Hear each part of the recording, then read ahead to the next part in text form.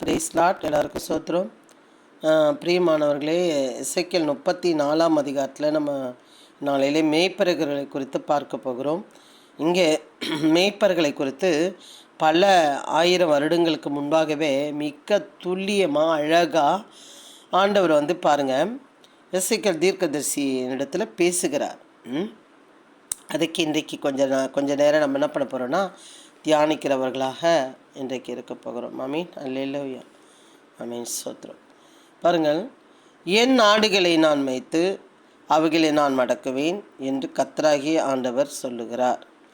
ஏன் நானே மேய்க்க போகிறேன் அப்படின்னு சொல்கிறாருன்னு பார்த்தீங்கன்னா, இங்கே நம்ம 34 அதிகாரத்தில் பார்த்தீங்கன்னா, கர்த்தருடைய வார்த்தை எனக்கு உண்டாகி அவர் எசேக்கியா தீர்க்கதரிசிக்கு, மனுபுத்திரனே, இஸ்ரவேலின் மேய்ப்பருக்கு விரோதமாக தீர்க்க தரிசனம் உரை. நீ தீர்க்க தரிசனம் உரைத்து அவர்களோடு சொல்ல வேண்டியது என்னவென்றால், கர்த்தராகிய ஆண்டவர் மேய்ப்பருக்கு சொல்லுகிறார், தங்களையே மேய்க்கிற இஸ்ரவேலின் மேய்ப்பருக்கு ஐயோ, மேய்ப்பர் அல்லவா மாந்தையை மேய்க்க வேண்டும். நீங்கள் நெய்யை சாப்பிட்டு ஆட்டு மயிறு உடுப்பாக்கி கொள்ளுகிறீர்கள், கொழுத்ததை அடிக்கிறீர்கள், மந்தையோ மேய்க்காமல் போகிறீர்கள். இங்கே எப்படி கீழே படிச்சிங்கன்னா பயங்கரமாக இருக்கும்.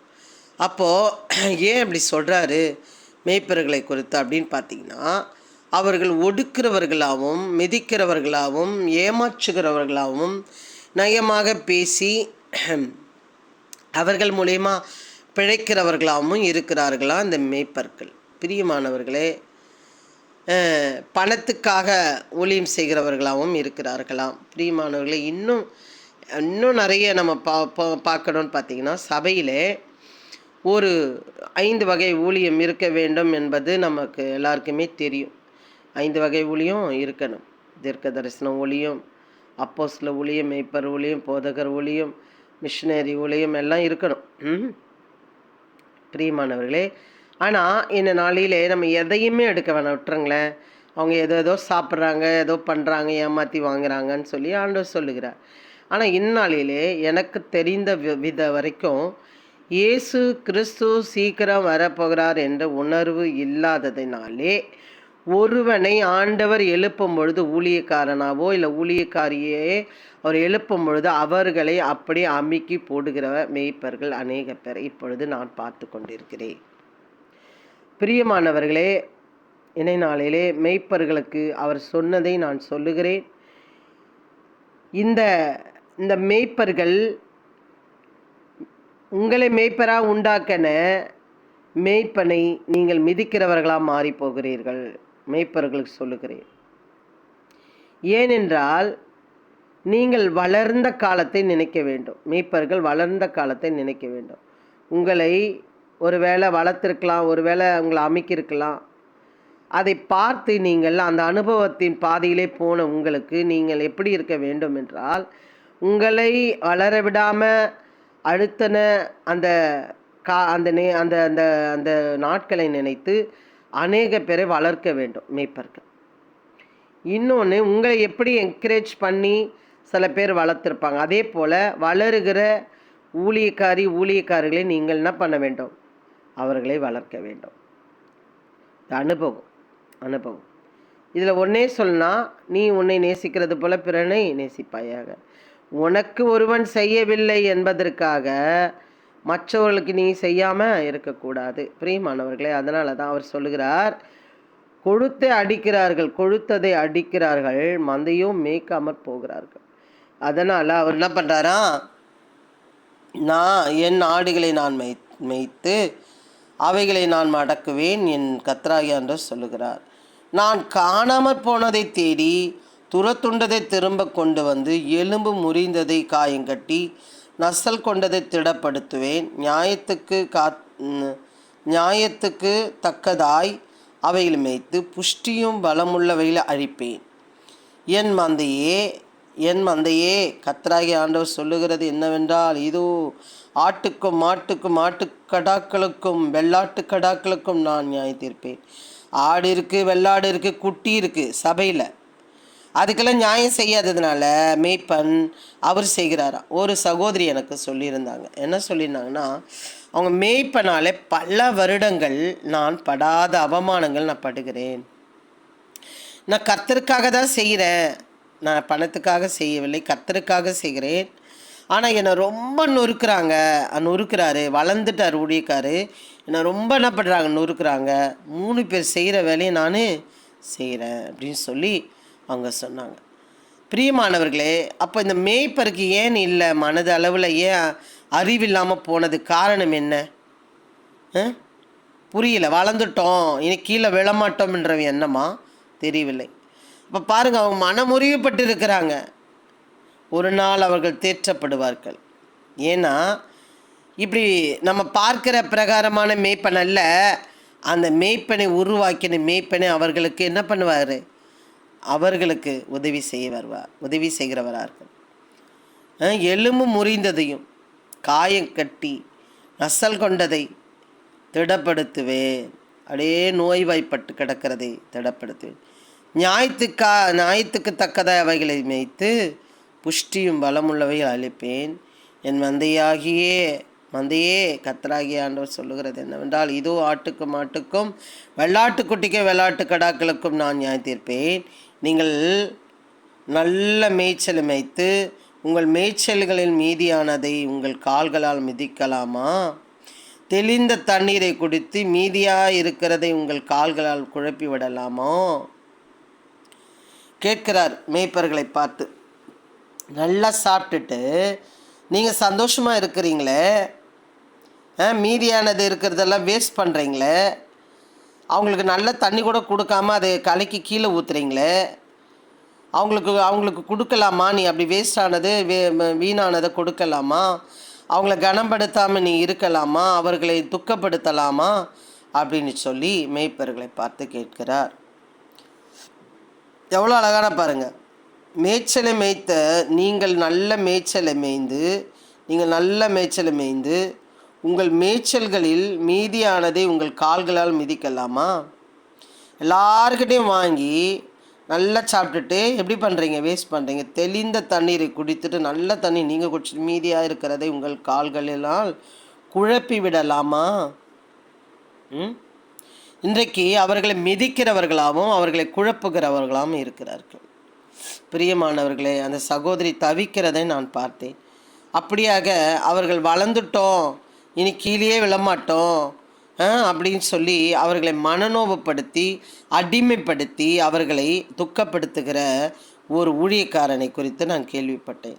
இதை பார்க்கிற யாராக இருந்தாலும் நான் சொல்கிறேன், வளர்ந்து வர ஊழியக்காரியோ வளர்ந்து வர ஊழியக்காரனோ இல்லை வளர்ந்த ஊழியக்காரனோ எனக்கு தெரியாது, நீங்கள் தயவு செய்து இதை செய்யாதீர்கள். ஏன்னா நீங்கள் மேய்க்க வேண்டியதை விட்டுட்டிங்கன்னா அவர் மேய்த்தார் என்றால் நியாயம் செய்கிறவர் உங்களிடத்திலே பேசுகிறவராக இருக்கிறார், கேட்கிறவராக இருக்கிறார்.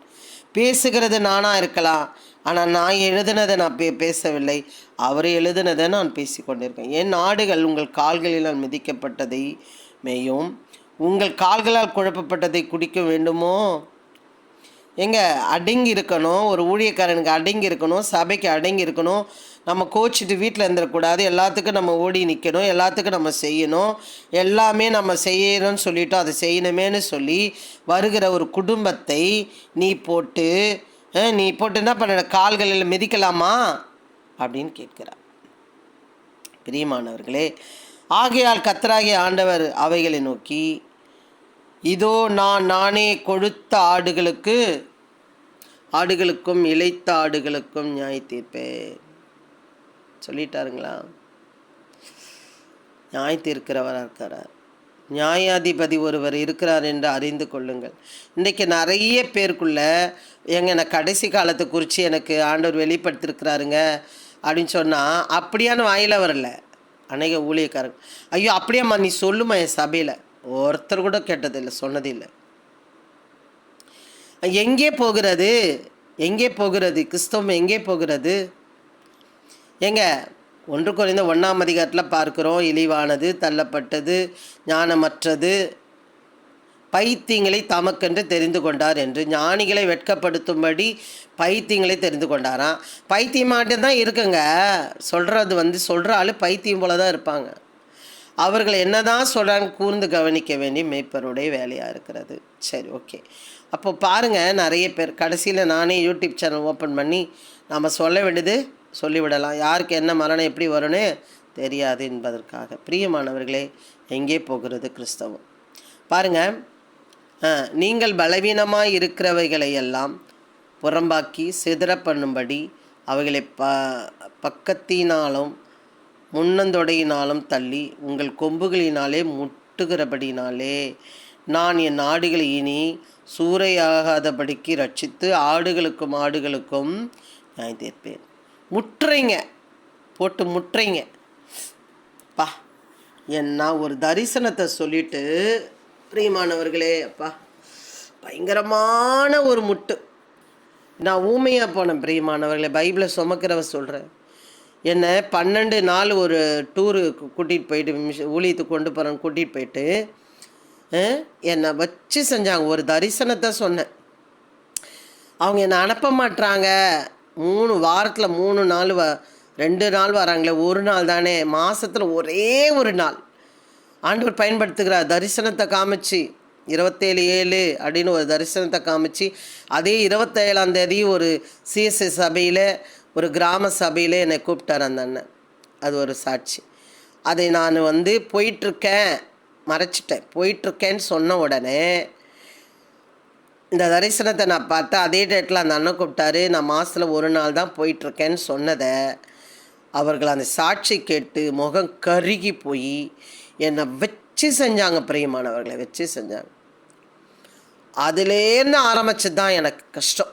சபையில் அவங்க பக்கத்தில் தான் உட்காருவேன், என்னை தள்ளி உட்கார வச்சாங்க. வசன சங்கீதமே வாசிக்க விட மாட்டாங்க. ஐயோ கடவுளே, அல்பமாக இருக்கிறார்கள். என்ன வளர்ப்பு, என்ன வளர்ந்த விதம் தெரியல எனக்கு. அப்போ பாருங்கள், அவர்கள் என்னை டூர் கூட்டிகிட்டு போயிட்டு 12 நாள் வச்சு செஞ்சாங்க. எனக்கு திருப்பி பேச முடியாதனால வாய் பேச முடியல. மாரடைப்பு மாதிரி வந்து விட்டது எனக்கு.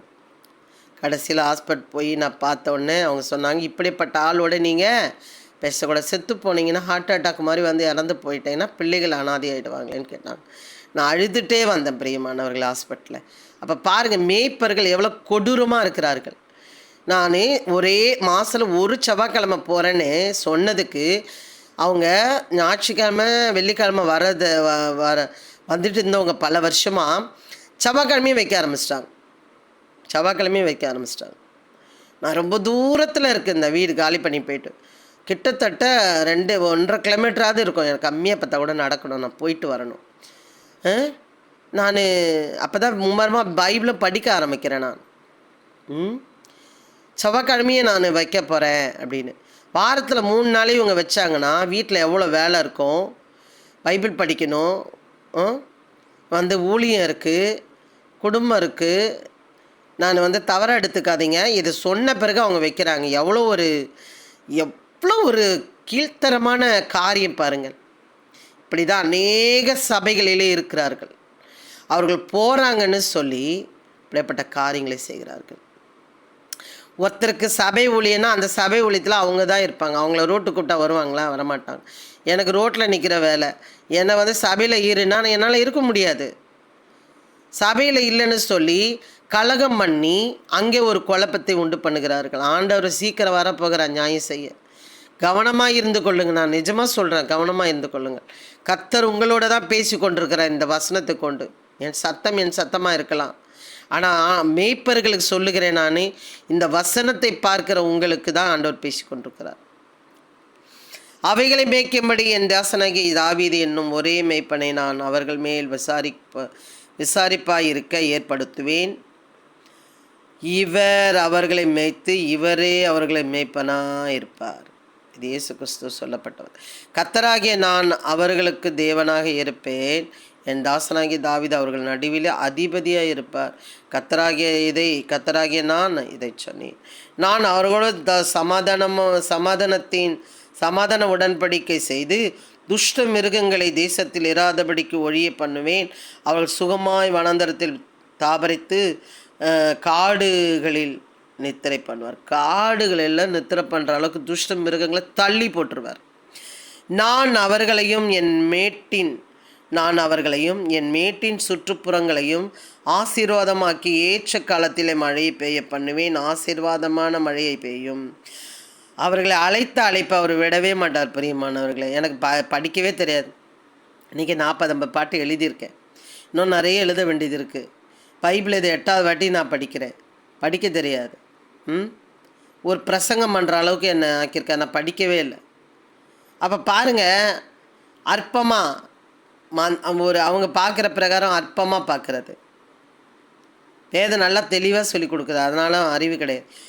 வெளியின் விருட்சகங்கள் தங்கள் கனியை தரும், பூமி தன் பலனை கொடுக்கும். அவர்கள் தங்கள் தேசத்தில் சுகமாக இருப்பார்கள். நான் அவர்களுக்கு நுகத்தின் கயிறுகளை அறுத்து அவர்களை அடிமை கொண்டவர்களின் கைக்கு அவர்களை நீக்கலாக்கி விடுவிக்கும் போது நான் கர்த்தர் என்று அறிந்து கொள்வார்கள். என்னோட தேவன் இருக்கிறார் என்று இன்றைக்கு அவர்கள் அறிந்து கொள்வார்கள்.